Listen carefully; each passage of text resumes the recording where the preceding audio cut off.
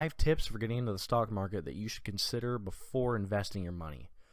Remember to subscribe for more content because I make videos like this all the time, and let's begin. Number 1, use virtual money to start. Before you go out there and start throwing your money into the market and making rash decisions, test out your skills with virtual money on one of the many apps out there that exist for this purpose. For example, Investopedia.com/simulator is a site you can go to that you're given fake money to invest in the stock market.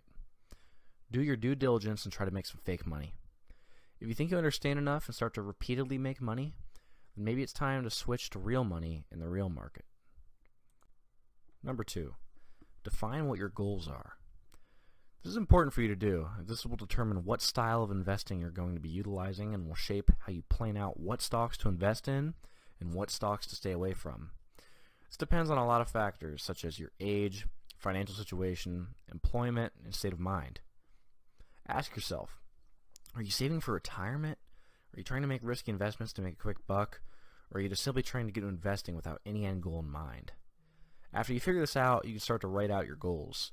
Consider how much money you can start investing with, and then consider the amount of money you think you can add to it every week, month, or year.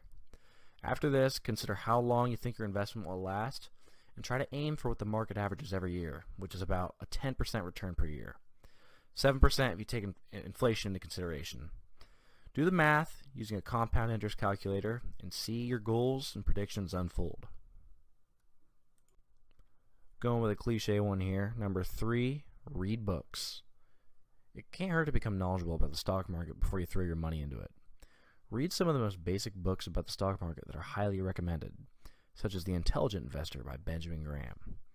This will give you a basic understanding of how to act as an investor and how the stock market works. Reading books is one of the best ways to learn anything. You'll understand more of the stock market if you read some of these books. Number 4, understand your emotions. Many people underestimate their emotions prior to getting into the stock market.